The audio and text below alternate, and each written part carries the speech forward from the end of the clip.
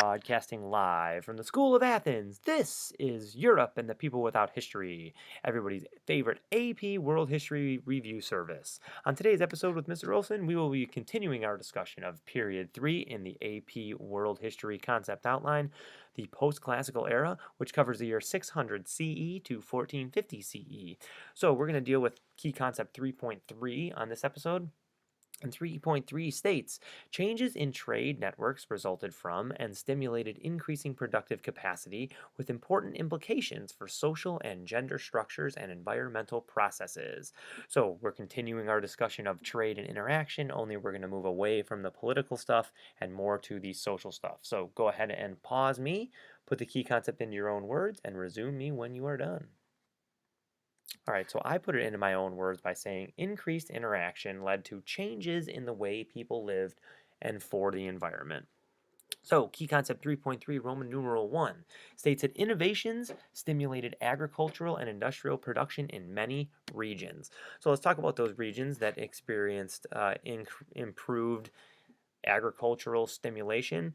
One was Europe, which saw the emergence of the horse collar and three field rotation, both of which had been used extensively in China for a long time, and Europeans are, as they usually are, late to the game, and they started to use these things. A horse collar, obviously, is a way to fix a horse to a plow, and three-field rotation is a way to keep your fields nice and fertile over a long period of time. Now, those are kind of boring, so let's talk about more cool ones. Waru and terrace farming was utilized in the Andes by the Incan civilizations. Waru is a type of farming that you dig irrigation ditches and use that as sort of a way to keep the soil fertile. And terrace farming, as you can see, is behind the screen there in Machu Picchu, is a way to build farms into a mountainside. That's way cooler than three field rotation. I don't care who you are. That's awesome. Another awesome way to farm is through chinampas, pictured at the bottom right hand corner of your screen, that the Aztecs utilized on their floating city of Tenochtitlan. It's obviously a unique way to farm by building a floating farm basically out of sticks and mud. It was very efficient and allowed for more yield of crops. You also see the emergence of new crops that allow people to, or allow for the creation of more food. Most notably, champa rice in East and Southeast Asia is a way to get more rice throughout the year. Now, the big idea here, of course, is not the fact that there's just simply innovation for innovation's sake, but it's that more food equals more people equals bigger empires. Right, which is one of the reasons why these empires are able to be so influential during this time period. In addition to improvements in agricultural land, there's also innovations that stimulate industrial production. So you see textile manufacturing in India. India is a place where cotton grows, therefore, Indians have been working with textiles for a long time. They are going to be the world's foremost textile manufacturers until, of course, the British do their thing and run Indians out of the textile manufacturing business. The Arabs are also extremely good at textiles. You'll note that in the picture on the right hand side, there is Mary, and she is adorned in Arabic textiles. And I know that because not only on her halo, but on her textile, she has Arabic inscribed into it. So there are Arabic words, which says none other than God is great in Arabic, surrounding the Virgin Mary. Kind of ironic there. You also see the emergence of porcelain in China, which is going to be a highly coveted commodity, and also iron and steel in China, which obviously not only can improve warfare, but can improve the way things are made, like buildings and other items that are utilized during the time period.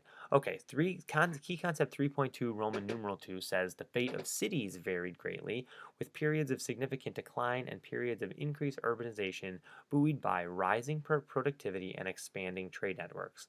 So cities during the time period rose and fell. The funny thing here is that the College Board might ask you why cities rose, might ask you why cities fell. It's kind of one of those world history nuances that there's a lot going on, and so you can't just say that cities rose or cities fell, and have both of them going on. So let's talk about first why some urban areas declined. You see the decline in urban areas because of foreign invasions and warfare. So the Vikings raided Western Europe, especially the coast. So you see coastal cities decline. You also see the decline in cities by Mongols who sack and destroy cities, most notably Baghdad. That's one reason why people would move away from cities. In Europe, this of course led to feudalism because people no longer wanted to live in the cities and be easy bait for raiders like the Vikings. You also see cities decline because everybody dies because of the bubonic plague. Cities in Europe at the time were fested fire traps that were incredibly disgusting, and therefore it was a perfect breeding ground for the plague. So when the plague got there via rats and fleas, it of course spread like wildfire, killing upwards of three-quarters of the population in some cities. You also see the decline in agricultural production toward in the latter part of the High Middle Ages as a mini ice age begins around the year 1300, which of course makes it hard to farm. And if you don't have enough food, well, people are going to starve. Now, on to happier things. More so during this time period, you're going to see that urban areas thrived. Urban areas declining is going to be the exception. So it's important to know why urban areas grow during this time period. So the end of invasions, Vikings eventually are going to settle down as that's one of their greatest characteristics. And when they do, their invasions are going to be over and people are going to get back to settling in cities. You also see the safety and reliable trade routes help grow cities because you need places to exchange goods and you need stops along the trade route. So this was facilitated by the Mongols who protected trade along the Silk Road.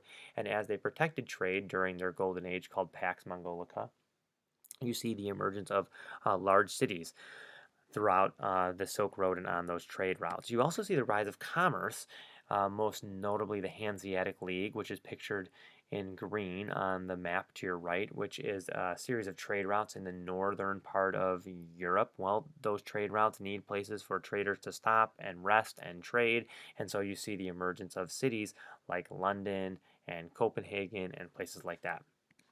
Okay, improved agriculture, which we already talked about, led to more people, and more people meant more workers, which means that workers needed a place to specialize in their labor, and cities are where they go. This is nothing new. It's not something that has happened.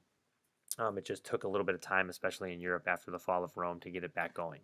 Okay, key concept 3.3, Roman numeral 3 states, despite significant continuities in social structures and in methods of production, there were also some important changes in labor management and in the effect of religious conversion on gender relations and family life. So that's a mouthful, but we're going to say that um, with the changes in the way that things are produced, there's also going to be a change in the way that workers are managed, and also there's going to be a change in gender. So let's go ahead and talk about how changes in economic development lead to a diversification of labor. So as work becomes more specialized, you start to see significant changes occurring. Now, one place where you see the emergence of a new type of worker is not an artisan and it's not a specialized worker. It's going to be in the agricultural sector, is on feudal manors. So manors are, of course, the plots of land that people were given called fiefs, and which operated in feudal Europe and feudal Japan. The people working those lands were serfs. Now, sometimes people like to associate serfdom with slavery. It was very different because the serfs owned their means of production and were able to leave at any given point, and they weren't necessarily owned. Usually they got themselves into debt, so they had to stay because of that, but they were not what most American students would think of as slaves. Now you see the continuity of nomadic pastoralists like the Mongols. This was, I guess, can be considered a type of job. At least the College Board thinks it is. Most importantly for this, though, you see the emergence of craft production, which is specialized goods, and the emergence of guilds.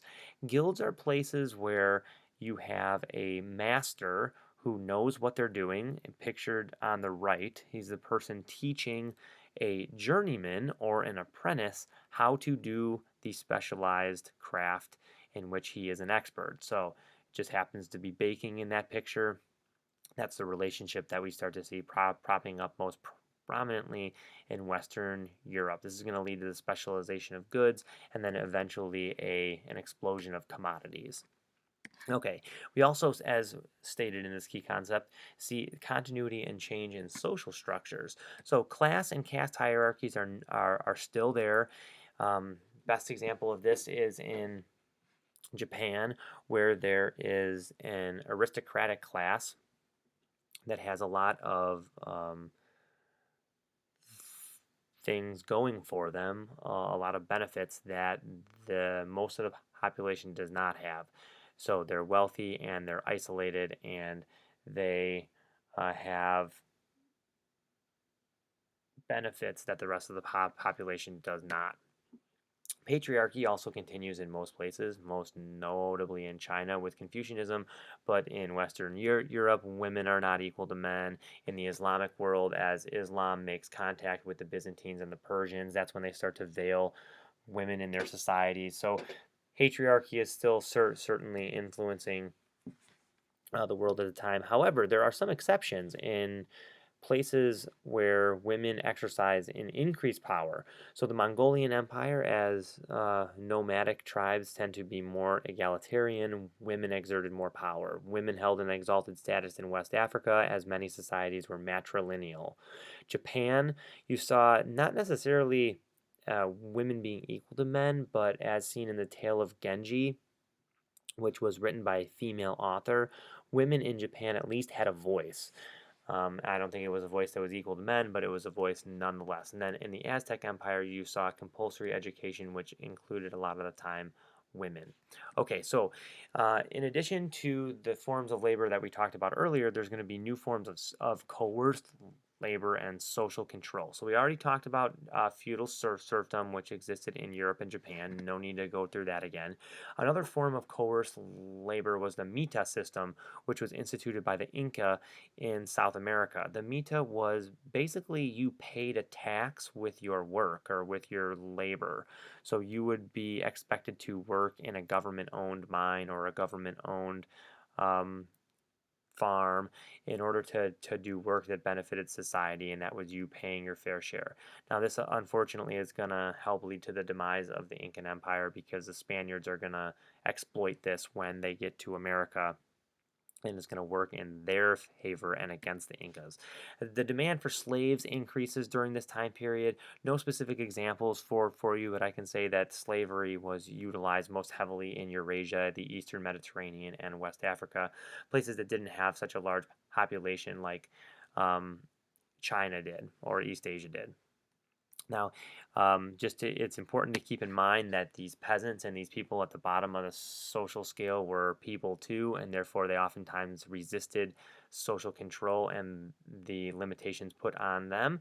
The two best examples of this are the Nika riots, which of course occurred in the Byzantine Empire during the reign of Justinian, which almost led him to flee, but he ends up figuring out a way, or his wife Theodora talks him into staying, and he goes back or sends the army back into the stadium where the rioters were, and he ends up killing 30,000 people in order to cement his power.